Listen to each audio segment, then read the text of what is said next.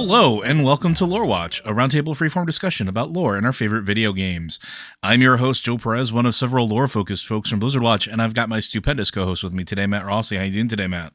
Please don't record a bad cover of In the Air Tonight and put it on YouTube. Please, I'm begging you. I mean, I won't. I could. Not just you. This is universal. This is for everyone.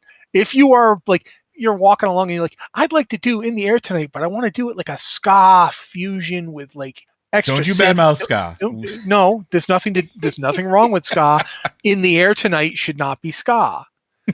There are songs that shouldn't be ska. There are songs that shouldn't be metal. There are songs you just shouldn't touch unless you are, Johnny Cash. And if you are Johnny Cash, thank you for listening to our Lord podcast from Beyond the Grave, sir. But no, just don't. just do not do this. Matt and I were having a discussion prior to the recording of this podcast talking about a couple songs that we felt were not great to be covers in the way that they were covered, but that's not what you're here for. You are here for us to discuss lore, and we are going to be doing some questions, especially since very recently, at the time of this recording, I think it's only been a few days, we got the 9.2 trailer reveal, and then developer discussion. The deep dive discussion. Discussion. And as a result, you've had several questions for us, and we are going to wind up going through them. And if you do have questions for this podcast or the other podcast, be sure to send them into podcast@blizzardwatch.com. If you are a Patreon subscriber, you can go ahead and pop on our Discord channel. We have a Patreon Q and podcast questions. Several of our questions this week actually came from there. We tried to give our Patreon supporters a little bit of a thank you by making sure they have priority on questions asked to us as a way of saying thanks for supporting us and allowing us to do the things we do. If you can't support us on Patreon, we do have another Q and podcast channel that's for non-Patreon subscribers that is open to everybody, and you can go ahead and put those in there as well. And normally I would do this at the end of the show, and I probably will still do this at the end of the show, but I'm going to do it right now.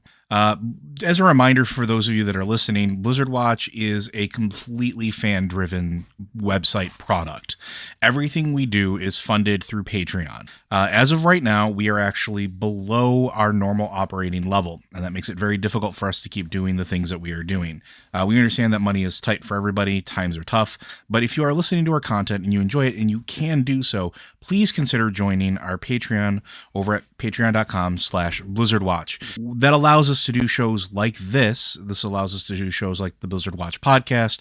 It allows us to do shows like Tavern Watch, which we've really enjoyed doing. And we want to continue to do these products and make this content and provide them to you, our listeners.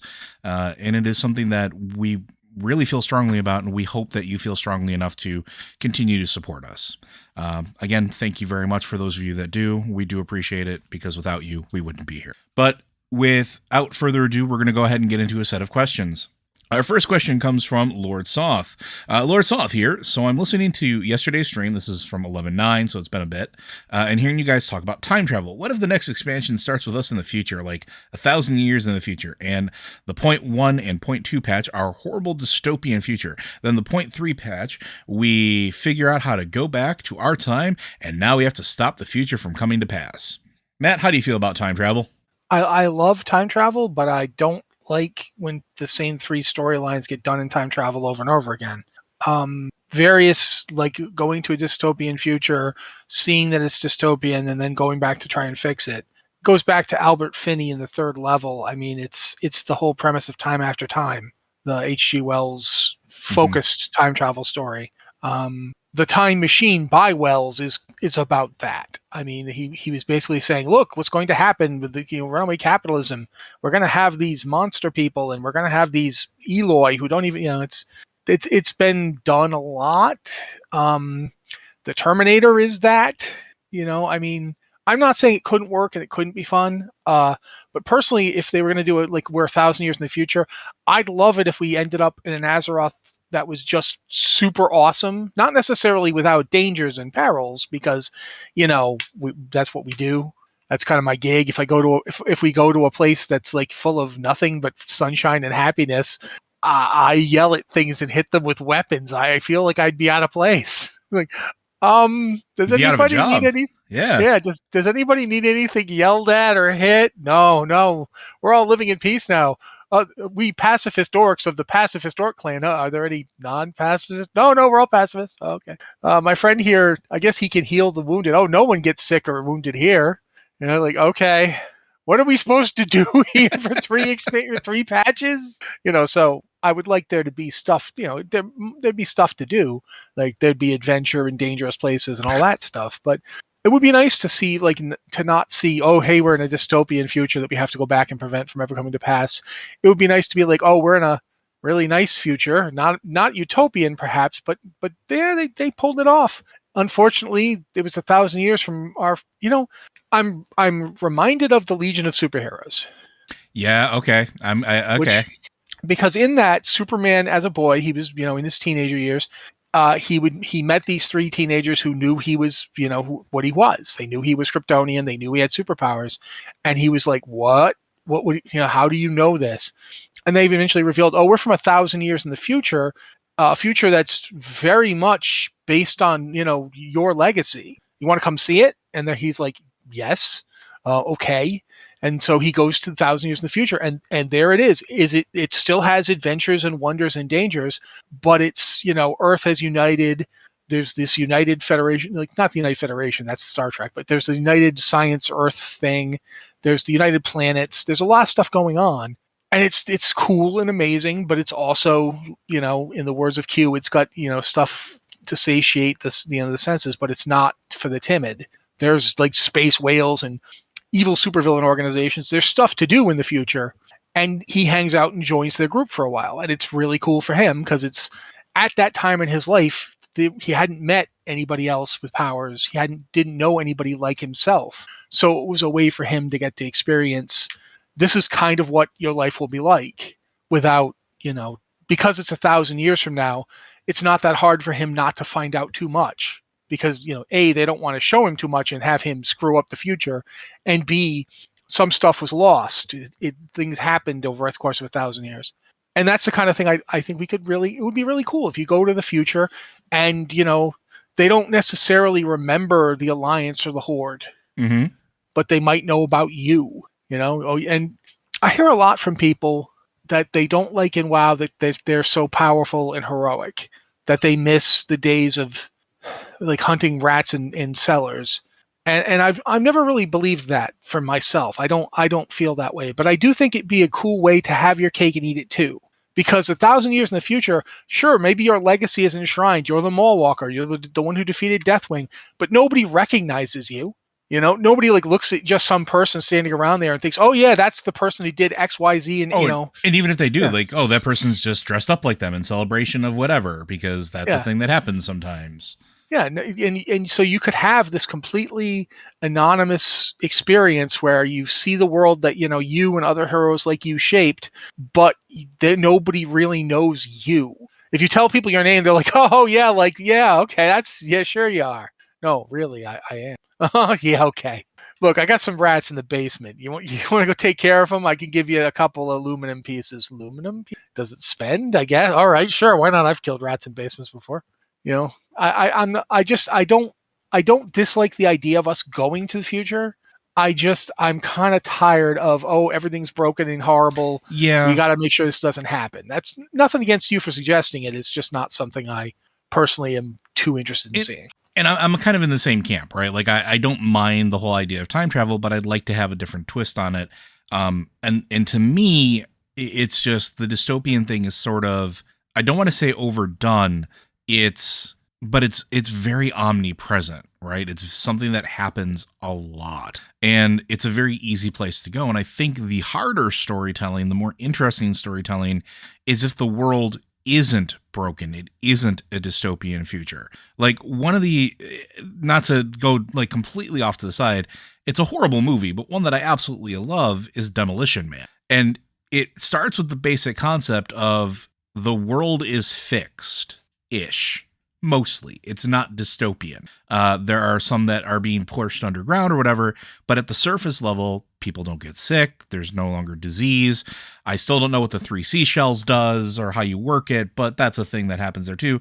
But it's not fundamentally broken from the start. And I think that style of storytelling is harder. It's very easy to like step outside of a time machine and the world is on fire. We did that with the end times when we started going through the end time raid, right? When we started, or dungeon, we started looking at like the different futures that could possibly come to pass.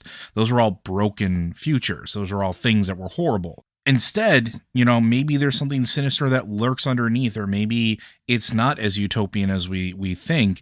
And I think that becomes a more promising storytelling, I think, has potentially a higher payoff. And we can travel back and forth through time. Maybe we get to that point, we find out what's wrong, what the downsides are, and then our job is to go back and make sure it happens.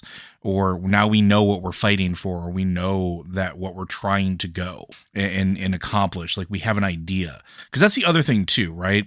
Everything we've done in Warcraft since the time the game went live is scrambling to pick up the pieces. It's reactionary.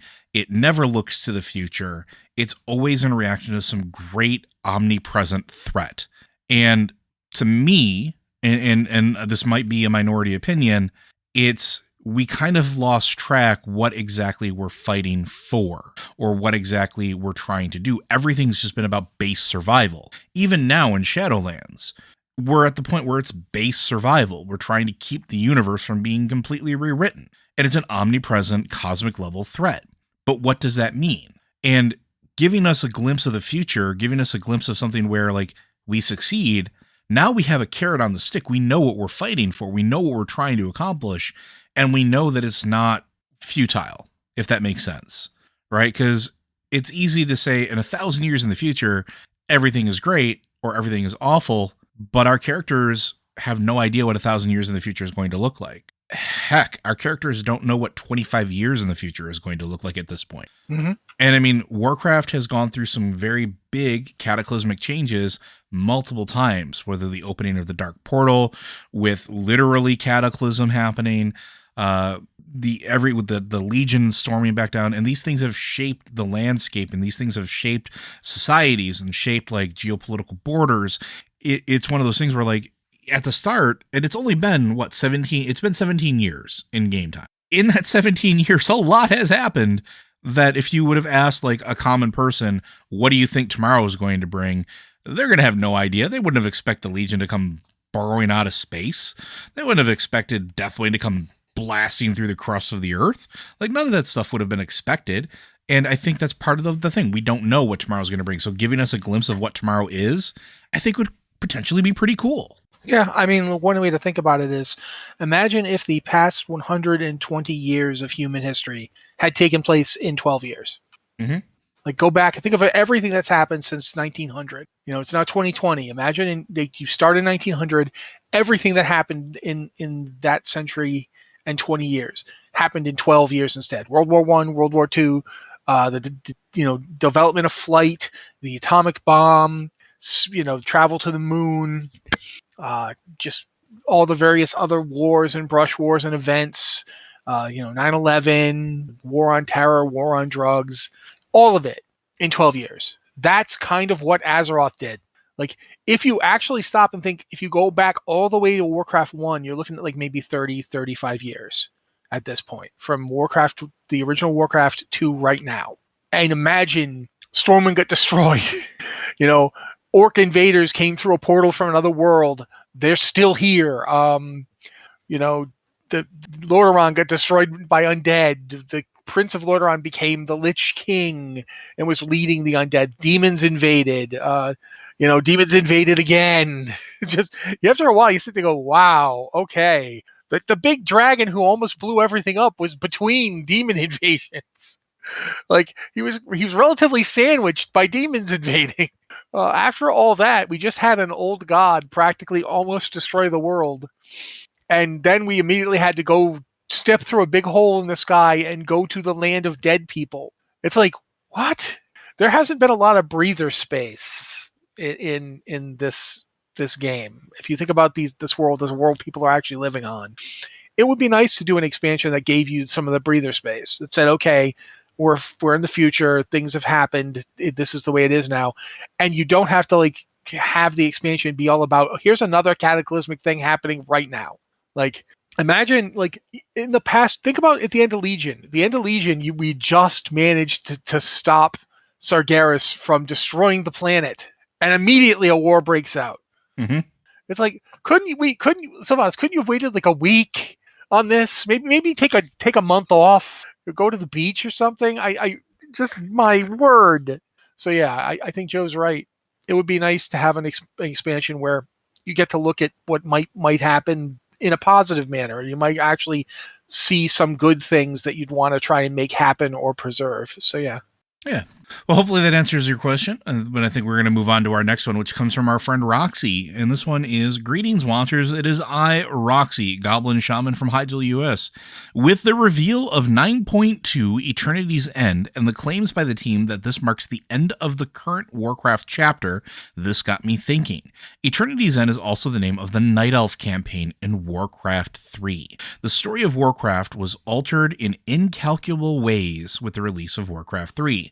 What do you think the choosing to reuse the name Eternity's End will mean for the Warcraft franchise story moving forward? I definitely picked up on that when they mentioned that it was Eternity's End, because I played a lot of Warcraft 3. It's an interesting choice, and I think it is deliberate. I don't think some people have suggested that it's like an accidental retread, or that they just, didn't look. But I'll point you guys back to episode 200 of Lore Watch, where we talked with Anne, and how they talk with the historians before they name anything. So they go, we want to call it Eternity's End.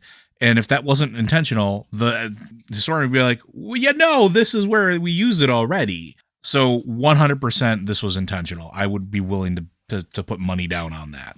I think that I think it's intentional because it's going to mark an evolution of the story. And we're already starting to see that a little bit with how we're getting some very candid discussions from the developers and the people that work on the game itself, where they're talking about essentially walking back the war side of Warcraft, because it's not really the only driving force anymore. And players didn't have that great of a reaction to it in Battle for Azeroth. It wasn't what they expected, because we went from war is central to Warcraft to, well, maybe there's other things that are more important, or there's other threats that have been larger. And we talk about the power creep of the game that keeps going up in threat level. I mean, honestly, the Alliance and the Horde, and Matt and I have talked about this before, I think we're going to start moving away from them being completely at odds with each other all the time. I know they're not going to be best friends. They're not going to be having tea parties and, or anything like that. Maybe some of them will. I don't know. But it's not going to be all out war. It's not going to be hatred, kill on sight, I don't think, anymore, because it can't be. Matt pointed out in the last question, like, how many times have the Legion invaded and demons have come to the Azeroth and just blown things up? We now know that there's infinite realms of death that exist everywhere, which means that there's an infinite number of afterlives, which means there's an infinite number of worlds out there. Our universe view was already large to begin with. It's just gotten even bigger. Like, the game keeps getting bigger and bigger and bigger. It can't just be about war at home anymore. And I think that this is sort of, I don't want to say the finalizing of that type of story, but I think it is a deliberate naming convention that we're going to start moving in other directions that deal with other things. And it's not just going to be about orcs versus humans anymore. What do you think, Matt? One of the biggest missteps, in my opinion, this is just my opinion, but in my opinion, one of the biggest missteps made in the Warcraft franchise was that the end of Warcraft 3 had a very deliberate setup for a different kind of world. And they ignored it. They had stood together against the Burning Legion. They had saved their world against a force that had destroyed countless other worlds. And while there wasn't peace, they weren't all friendly buddy, people anymore.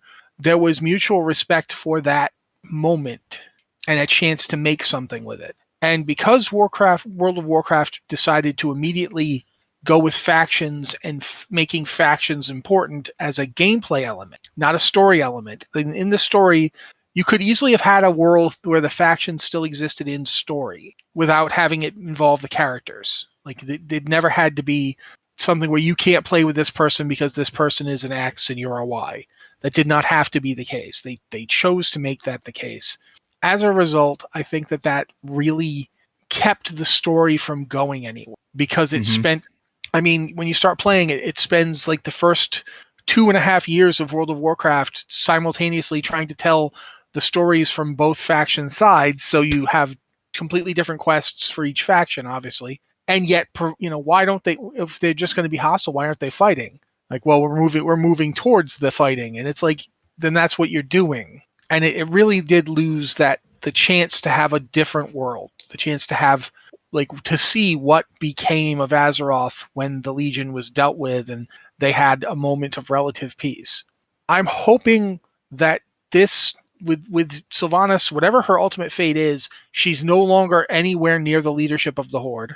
The Alliance has done some work to reclaim what they lost in Battle for Azeroth. Obviously, they won't have everything back, including the relationship with the Night Elves, because that's been damn near destroyed. Yeah, I feel like there's room.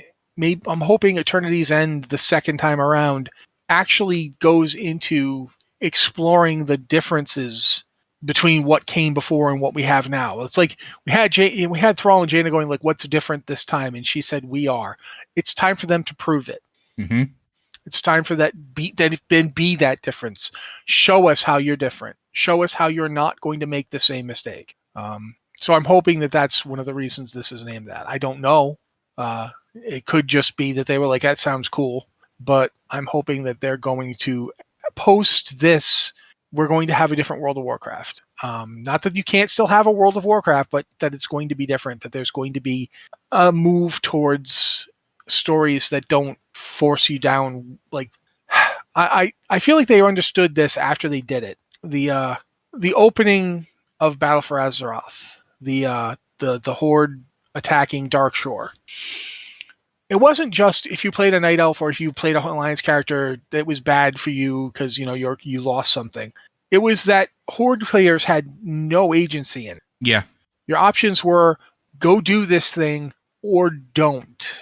Don't meant you didn't get to play. Like, there's all this new stuff and you don't get to play it because you think it's morally objectionable. They did stuff later in Battle for Azeroth. They had quests where you could work for Sylvanas or you could work against Sylvanas.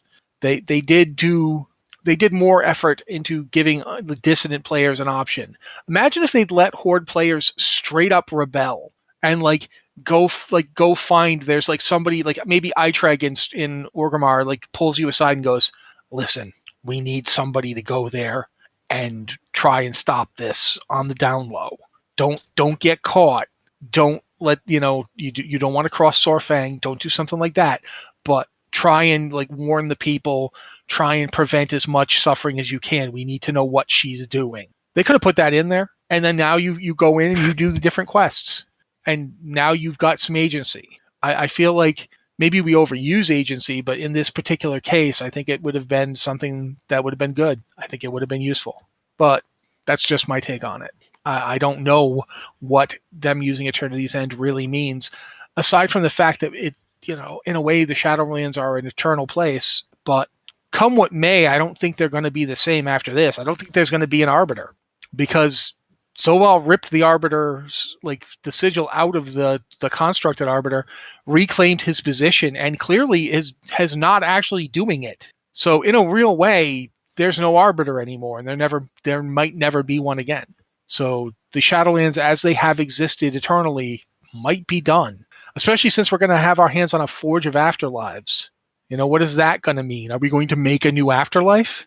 Is there going to be a new Shadowlands when we're all done? I don't know. Oh, that's something for another topic later. I'm writing that down. But yeah, again, just to circle back, I do think that Eternity's End is a deliberate choice, and I don't think it was I think it will mean something. And as we move through as we move through 9.2, we'll understand more clearly what that actually means. And we were asked another one that if we think 9.2 is going to be the end of Shadowlands, it's going to be the end of the story, but we've already seen other expansions where the story of that expansion ends and the next content drop pushes us towards the next expansion, which almost certainly that's going to happen. Yeah. And if you listen to the developer deep dive and Steve Denauser, he says flat out that they already know where they're going. So yeah. But hopefully that answers your question, Roxy. We're going to move on to our next one, which is from our friend Tetsemi. Question for Lore Watch. Water seems to be an important feature of the new zone, Zereth Mortis, and seeing it reminded me of the Veil of Eternal Blossoms from Mists of Pandaria. Coincidence, or could the Veil waters be tied to, or at one time had been tied to, Zereth Mortis in a way we didn't discover yet? It is entirely possible, but... Yeah, the thing is, it's always possible. Yeah. Yeah, I mean, they could decide to do that, but we already have a pretty in-depth explanation of the Veil waters. Yeah, we do. But that being said, it is... We still don't know the relationship of the Titans and the Eternal Ones of the Pantheon of Death. We know that there's a Pantheon of Order, which is what the Titans are, and there's a Pantheon of Death, which is these guys. We don't know the relationship. The Winter Queen calls Elune her sister, and the Elune speaking through Tyrande and the Winter Queen have a conversation where they speak to each other as siblings. But we still don't know what Elune is. There's a lot we don't understand. Yeah, I mean, and that's really kind of the key to it, is like Zereth Mortis is a place that even while we're going there, we're probably going to understand precious little of what actually is going on there. Part of the, as they sort of described it, is that us moving through that zone is learning the language, learning everything about it, and trying to figure out how we can penetrate into where Zilval is doing what he's doing to get to that engine of the afterlife, essentially. Which also, if it's just an engine of the afterlife, why would he want it? How does that have the ability to rewrite the entire universe? There's a lot going on here. But yeah, there are certainly some implications in terms of what's going on. Thematically, though, water has always been an element of life in the Warcraft universe. Let's go back to like early shaman. Even in the descriptions of them, they used powers and abilities granted them from their ancestors of spirit, but also elementals of water to heal. This is why for a long time, a lot of the shaman effects were water-based. It was very thematically like it was about healing, about life, about regeneration.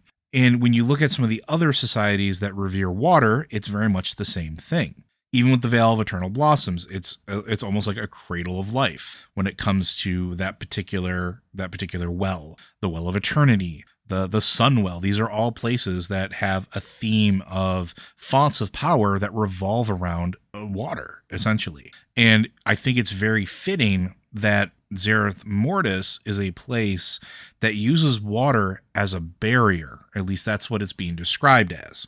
And so just to kind of like 2-cent story it, I guess, when they described how we view this place, we're sent there, we wind up getting there. It's an entirely large white expanse that we have to run through, but we're running on top of water. And a lot of people are like, oh, so what, my shaman can do that, or I have water walking potions, whatever, no big deal. But it's this sort of representation of what it actually is. When you get to Zereth Mortis, the water is a barrier between the zone of Zereth Mortis itself, this pocket dimension that was created to house the engine of the afterlife and be the workshop for the first ones to do what they did. So it's a pocket even further out of space and time, but it sort of acts as that barrier, that defensive layer between the primordial stuff around it. The primordial stuff that, in my guess, would be what they actually use to craft or pull into reality and mold it to what they want, or in this case, create the afterlives. You'll also notice that the zone itself is described as having a lush zone and an arid zone. Mm-hmm. Essentially, there's a dead place and a living place. One seems to be where the experimentation in design goes, similar to a Titan zone like Ungoro. But the dead zone seems to be, like, for lack of a better word, it's where the power is coming from. Mm-hmm. And that's interesting. Why is it that the place where the power is coming from is dried out? And there's some similarities there too with what we've already seen on Azeroth as well. Like look at the places of Great Titan power, the Great Titan facilities, and what's around them. We know that in case of some of them, it's caused by origination beam firing, but it never really fully recovered. And these places are just still immensely powerful, but still very barren. and is that tied to it? It's an interesting setup, and it's one of those few moments where it's like I'm sitting here thinking about it, and I don't know if the water will be important or not, or if it's the absence of the water, like Matt's pointing out, that is the more important factor. So, anything else you want to say about Zereth Mortis? I mean, there's a lot to say, but we have more questions. So. All right, let's move on to our next one. And this is another one from Lord Soth. We got the dev update about 9.2, and a particular phrase stuck out to me. They said Zoval was trying to rewrite the fabric of existence. It got me thinking, what if we beat/stop him, but he's already altered some things? I feel like this could be a bit of a sneaky way of Blizzard using this moment to in-narrative retcon/alter/change things about lore of the world. Do you think that Blizzard might use this to do some type of reset or rewrite on some aspects of the story that they want to alter, whether they be related to the renaming and removing problematic parts of the game or things they just feel like changing? What do you think, Matt? Well, I mean, they've pretty much showed that they don't need any kind of pretext to change things that they decide to rename or remove or what have you. Does this mean that they're not going to do that? No. It's quite possible. It might even be likely. I don't feel like I can tell you, yeah, they're doing that. No, they're not doing that. No one's told me anything, clearly. That being said, yeah, if they decide they want to do a soft reboot of the world, that could be one way to do it. And we would not, since we're in the Shadowlands, we might not even know it had happened until we go back. You know, it is something that they could do. That could, in fact, be the pre-expansion event for next expansion, is going back to Azeroth, and it's not the same. That is possible. I do not know that that's what they're doing. I have no evidence one way or the other. But I feel like I would be being disingenuous if I said, nah, that's not going to happen. I have, it could in fact be what's going to happen. Well, we will find out. That being said, I do think it is more likely, in my opinion, that they won't do any kind of major thing like that, just because it's the order of magnitude of complexity that would entail in terms of getting it implemented into the game world. And they just did a whole thing making all the previous expansions usable, like as leveling expansions. A lot of that stuff would be changed.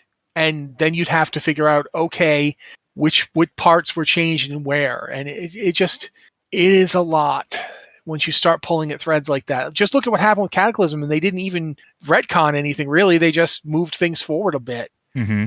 Look at how much work it took. Could they do it? Yes. Would they do it? I don't know.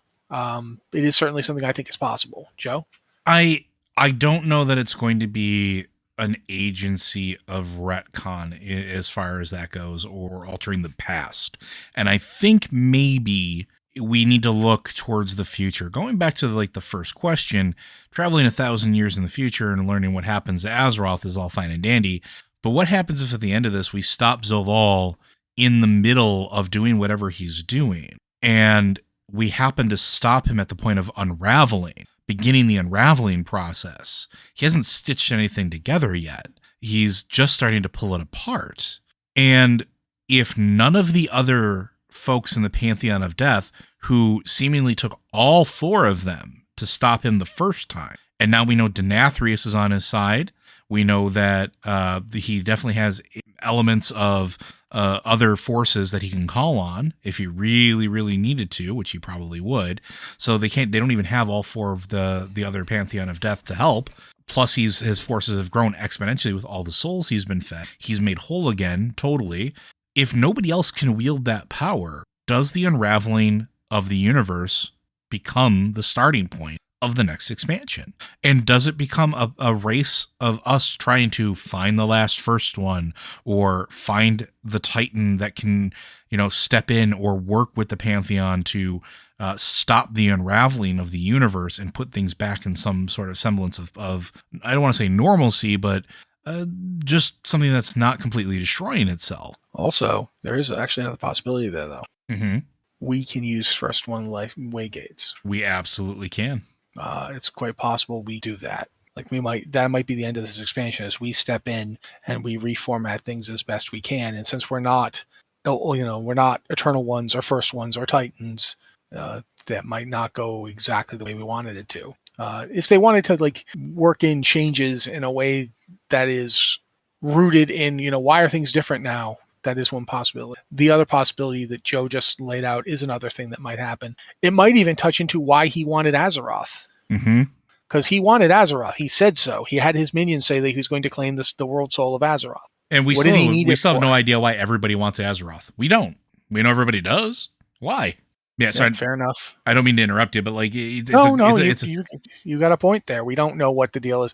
We know that Azeroth is important. We know the whole Final Titan thing. What does that mean, the Final Titan? What is Azeroth? Besides being like a very powerful Titan, is Azeroth something more than a Titan? And to what end will that be going forward? Yeah, there's a lot that could be done with this, and my hope is that the 9.2 Eternities and Wizzelval going after the Forge of the Afterlives and doing what he's doing in Zereth Mortis becomes a catalyst of moving forward. And I want us to have more varied, more expanded stories. I want us to have more varied things that happen, but at the same point, pushing us forward while we're learning about some things that have been threads that have been dangling for almost 2 decades in this game. Like as I said, like, we don't know why Azeroth is important. I'd love for us to start actually figuring that out. Why was Sargeras so enamored with Azeroth? Why did the Pantheon take such great strains to make sure that Azeroth, for lack of a better term, stayed okay in her cocoon? Is it just because it happened to be another Titan, or is it something more than that? Because we don't know. We don't know what the intentions were. We don't know what that means for anything else. There's that point where Rathian eats the heart of Lei Shen and talks about rebuilding the final Titan. What does that mean?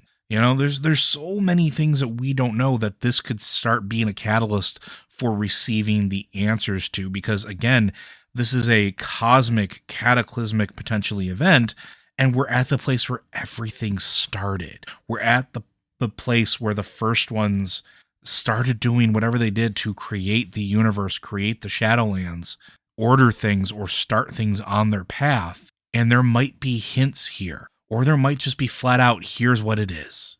Part of the thing that gets me is we're going to be spending a lot of time learning the language of the first ones, essentially. What good is learning the language if you can't read the books or the tablets or the things that are going to be scattered around? And I know dang well that there's going to be, because most of the things we've interacted with over the years, how many things have been hidden in books that seem ominous, just sitting on a table inside of a hut in the middle of a mountain that came back to be something later?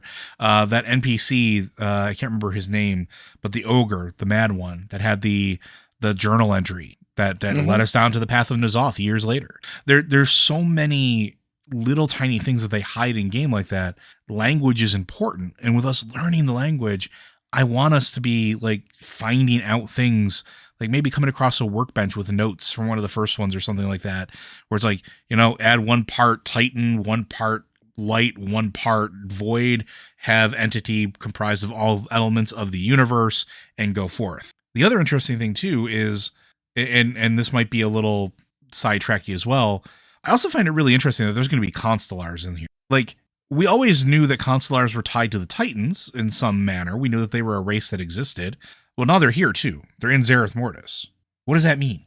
Were they created by the first ones? Were they created in a manner to be custodians for their creations or caretakers? Well, here's the thing too. Keep in mind that we know that the Constellars are involved with Titan facilities. Like, for instance, Algalon was summoned to Ulduar.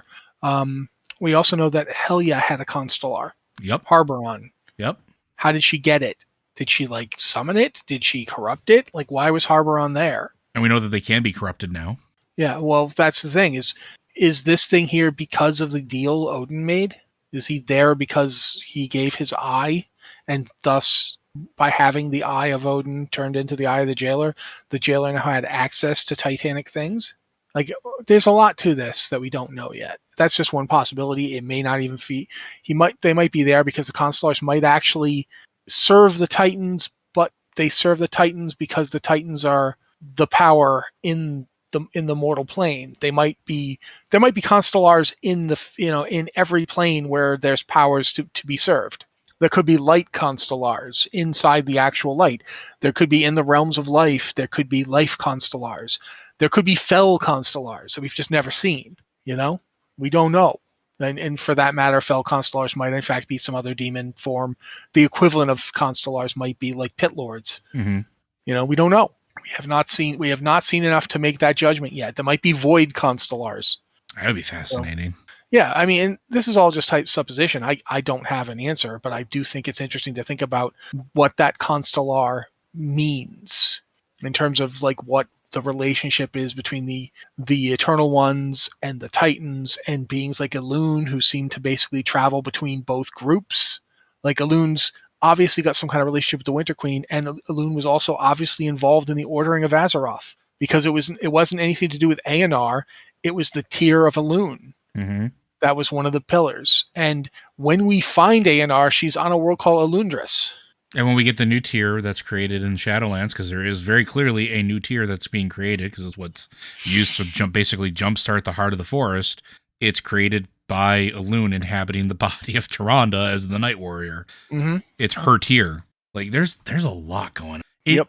And honestly, like questions aside and everything else aside, this is the part where I really start digging and enjoying what's going on, because there's so much potential here. And there's so many things of where the story can go. There's so many pieces that might be important or might be nothing, or might be ending of one story, or might be a thread that's going to get pulled later. Like, this is the part where I get excited, because I honestly don't know where it's going to go. And speculation is fun and all, but I love the surprise of it. I love the idea that we have no idea what's hurtling down. And that's the same thing with Zoval, with Zereth Mortis, with everything that's going on there. This is a wild card in terms of everything else we've dealt with. Everything up through the last expansion, we knew what the goal was. Like, all we know about Zoval wants to do is rewrite the fabric of existence so everything bows down to him. What does that actually mean? Like, what does rewriting the fabric of existence actually mean? And what context does that become a reality with what we're about to deal with? How does that happen? And we're starting to learn some some inside baseball stuff, and I absolutely adore it. But I think we can move on to our next one. This one, hello watchers. While exploring Korthia, I looted the ever-living Statuette, which provides fun whispers while it is in your bag. Any thought on what these Il'gynoth-style whispers could be hinting at? Looking it up, there are a number of whispers that you do get, and I'll kind of go through them real quick. How many voices do you heed? How many are real? A city of secrets, a history of lies. Hope, betrayal, sacrifice. Faces change, the tale does not. So many secrets, so little time left to share them. Hidden from daylight, a sleeping flame rests atop the sixth. Let's see. Yeah. So and the seventh covets what the sixth holds fast. The fulcrum wavers, all will be undone. There's some good Il'gynoth style whispers in there. What do you think, Matt?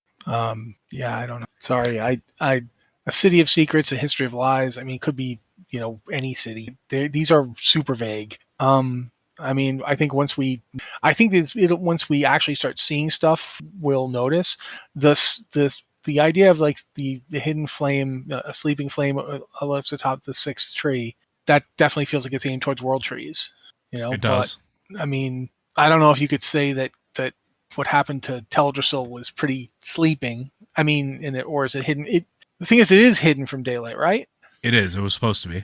I mean, the moon canopies. is permanently. Yeah. No, the moon is permanently up there. There's no daylight in that zone anymore.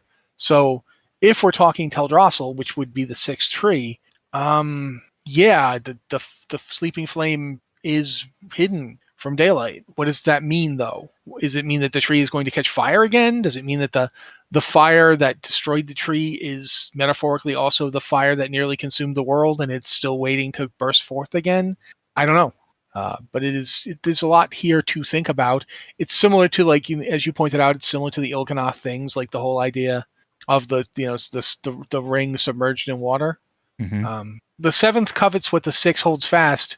The fulcrum wavers, all will be undone. What does that mean? Like, who the six what? The six trees, or is there something else? Like, is it like a new pantheon? Like, or is it a new figure? Like, we with the Eternal ones, we've only got 5 of them. So yeah, I don't know. Like, there's a lot to this. I'm sure there's like stuff that could come up. I'm sure you have some ideas. So I mean, I honestly don't. And the only thing that really struck with me is what the ever living statuette looks like. So it's the flavor text is the events that the statuette have witnessed would boggle the mind. One could learn a lot from it if only it wasn't so duplicitous. So the interesting thing is it's modeled after those hooded figures that framed the dark portal, just without any swords. And I think, interestingly enough, it's modeled after an old Anglo myth, at least from everything that I can see descriptions for it, of the Watchers in the Dark. And the Watchers in the Dark were supposed to be these entities, these hooded figures, kind of similar to, like, if you want to go like funny about it, Jawas, but just less scavengery, that would watch historic events unfold. They would be present at all the historic events that happened to sort of record it, and sort of like preserve the memory of those events, so that it was always recorded for eternity. And it seems very interesting that the statuette is very clearly in that form of that hooded figure, that hooded watcher figure. So this might not mean anything. This might not be anything that for moving to the for future stuff. This literally might be just something recounting things that have already happened. This could be just things that it has seen throughout history of the universe. We don't know where it came from. This could have come from Draenor. This could have come from Azeroth. This could have come from, the Shadowlands itself. It could have been something that found its way here or was crafted by somebody who came here and, made it. I don't know how else to really phrase it. And it's also interesting because the Pillager is a soul cage construct from the army of the jailer. So it's entirely possible that this is the collected memories infused into to this item of the souls that were shredded and shoved into this cage. So there's a million things it could be, or it could be nothing at all. But I do find it always fascinating when they put items in the game that give you whispers, because half the time it sends us on a wild goose chase. The idea that it is a duplicitous item that may not be telling us the complete truth, maybe because it doesn't understand what the complete truth is, because, again, perception shapes everything. Maybe it will not hint at something new to come. Maybe it's just talking about historical events. Hope that answers your question, Vol Dan, who is a Zandalari troll from Rune Totem. Our next question, and I think is going to be our last one, comes from Jesse Lynn from Bleeding Hollow. Hi, Matt and Joe. First off, I want to thank you guys for making my daily commutes to work much more exciting. And they've been a long-time listener. This is their first question. So first, you're welcome. And second, thank you for sending a question in. This is a question regarding some lore revealed in the 9.2 developer update. After finding out about how part of the zone progression will be finding out the meaning of the runes and symbols in the cipher of the first ones in order to translate what the automa are saying, I couldn't help but think about how those symbols look awfully familiar to the ones that are on Xera's head. And they've included a picture here. Do you guys think that this is foreshadowing that Elune is in fact one of the first ones? Or that the Naaru have some kind of tie to Zereth Mortis, have some kind of tie to the progenitors or the first ones? Or am I just overthinking this much? I don't think that's far off base. Go ahead, Matt. Sorry. I was just going to agree that it comes down to that whole thing where it could be the case. It's certainly possible that that's where they're going. We don't know what they're doing, but it is not beyond them to deliberately make symbols look similar to other symbols just to get the ideas across to people. We still have a lot to know about the Naaru. We've heard that at the ordering, there's that whole thing about with the ordering of the beginning of the universe, the Naaru were created. They were part of the ordering of the cosmos. If the first ones ordered the cosmos, then it would make sense that the Naaru would have a connection to them. Mm-hmm. I mean, that's just, if these are the guys who did the ordering, then it would make sense that the Naaru were related to that. And similar to like the one idea I've seen is one of the reasons that the Titans, when they quote unquote die, don't go to the Shadowlands is because the Titans might not, they might be the first ones reborn, or there might be a connection between them. That, you know, we know that the Titans come into existence as like motes of cosmic order hurled into our reality. Creating a universe is pretty orderly. And it's interesting that it seems to have happened in the Shadowlands. That Zereth Mortis is in the Shadowlands, as far as we can tell. It makes worlds. It's they call it the Forge of Afterlives, but it might be more. Like it might actually make worlds. As Joe has pointed out, if it can reorder reality to that level, you know, why else would he want it? That's what he seems to be trying to do. Is he just trying to reorder, like, you know, the Shadowlands, or is he trying to reorder everything? And how is it going to work? There's a lot to this that we don't know. We don't know what the first ones are. We've got nothing on them other than that they existed and they made this place, and it's called the Sepulchre of the First Ones. Usually, a sepulchre is a monument or a tomb. Yep. for dead people. But we don't know that the first ones could die as such. It's possible that this goes into, like, this is not specifically Warcraft, but we've seen that you know, Blizzard has tapped into this idea before. We've seen it in Diablo. We've seen it in StarCraft. This is basic concept.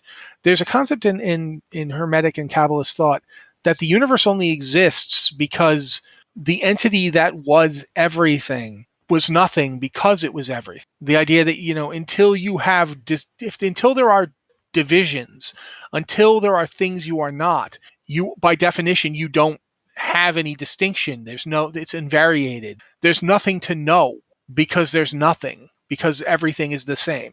And the only way to learn oneself in this situation is to create divisions, to create distinctions.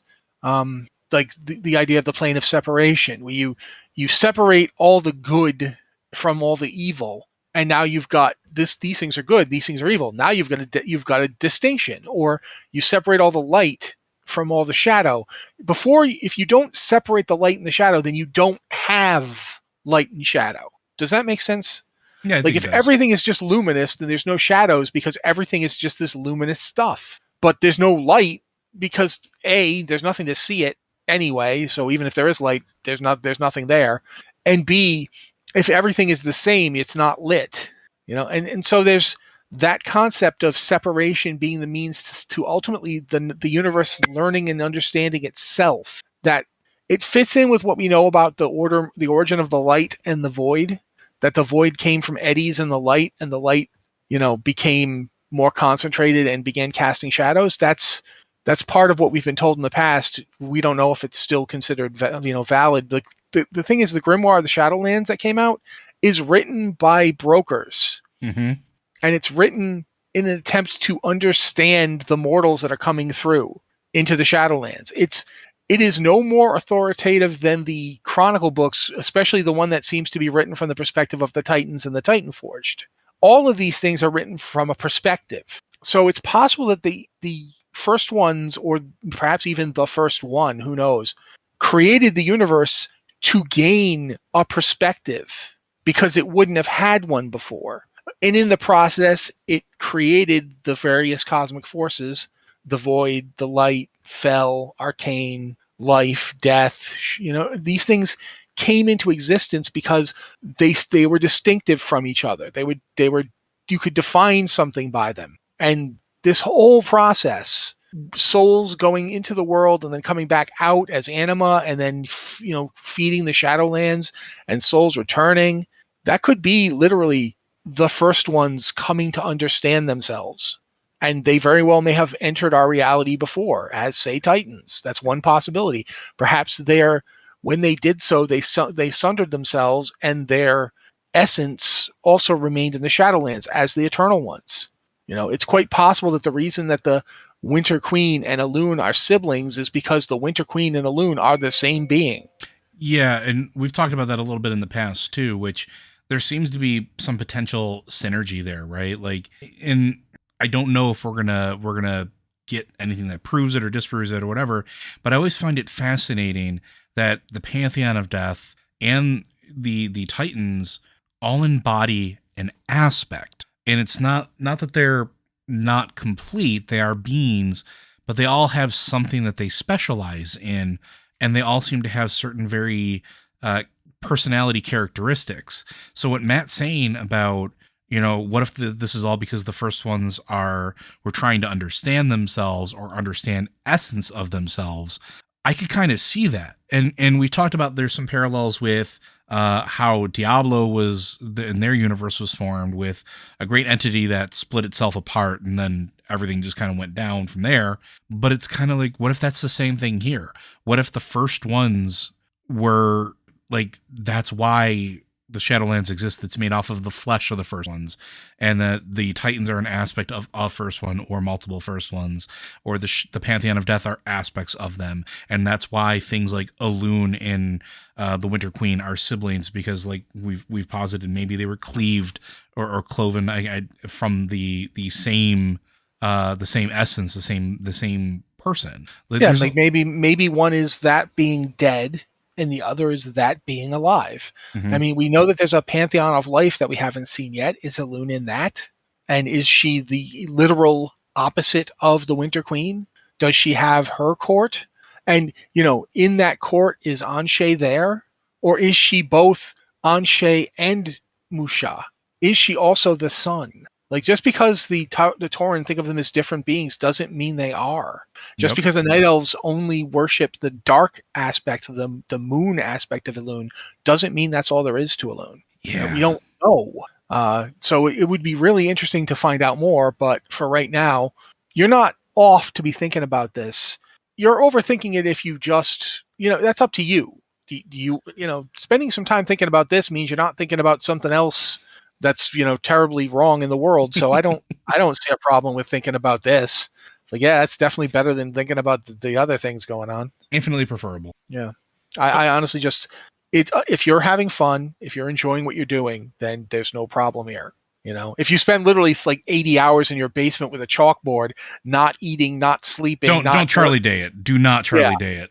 Yeah, don't do that. But spending writing an email to a couple of jokers like us asking us, hey, what do you think of this? That's perfectly fine. Hey, we encourage that. That's kind of our deal. So, yeah. All right, but I think that's going to do it for today. So hopefully that answers your question. And Blizzard Watch is made possible due to the generous contributions at patreon.com/BlizzardWatch. Your continued support means this podcast signing community is able to thrive and grow. Blizzard Watch supporters enjoy exclusive benefits like early access to the podcasts, a better chance at having your question answered on our podcast or the queue, and an ads-free site experience. Again, folks, if you enjoy the content we produce, I do implore you to visit us at patreon.com/BlizzardWatch and consider supporting us if you can. Every few bucks does help, and it allows us to keep making shows like this because running the site and keeping people doing content is not cheap. And without you, we can't do it. So please consider supporting us in that regard. If you do have... I imagine my eyes are huge and they're just kind of trembling a little bit. I'm holding hands up going, please, sir, because in a very real way, yeah, please, sir. And we have some pretty awesome tier benefits. If you go into the higher tiers, if you're already a subscriber, take a look at them. There's stuff that like we write character backgrounds for you. Yeah. Hey, there's some, and, hey, they don't have to be World of Warcraft ones. We can do it for anything. Yep. We are that kind of people. And we will do it for anything. So just please consider supporting it. And if you are already a supporter, we do thank you. And if you do have questions for us and you want to hear us answer them, be sure to send them in to podcast@blizzardwatch.com or hit us on one of our many Discord channels. And as a last reminder, Blizzard Watch does support all the employees at Activision Blizzard, demanding change for a better tomorrow and a safer work environment. In fact, we stand with everybody everywhere that's looking to do the exact same thing. But with that, thank you very much. We'll see you next week.